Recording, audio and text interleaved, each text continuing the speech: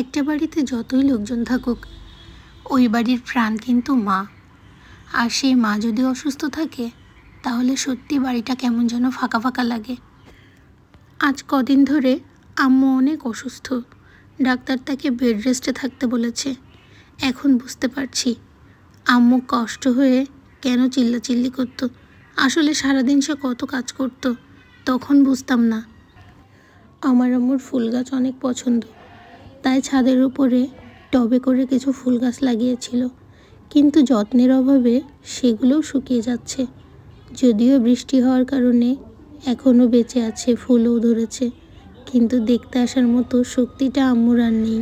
আজকে যখন ছাদে উঠি তখন বলছিল, দেখে আসিস তো ছাদের যে লাউ গাছটা দিয়েছিলাম সেটাই লাউ ধরেছে কিনা। হ্যাঁ, এখন দেখছি অনেকগুলো লাউ ধরেছে, একটা তো বেশ বড় হয়েছে। এই সরিষাগুলো রেখেছিল আমাকে কাসুন্দি করে দেবে তার জন্য। আমি শুকিয়ে রেখেছি, কে জানে কবে আম্মু সুস্থ হবে আর কবে আমার জন্য কাসুন্দি বানাবে। সবাই আমার আম্মুর জন্য দোয়া করবেন, আমার আম্মু যেন তাড়াতাড়ি সুস্থ হয়ে যায়।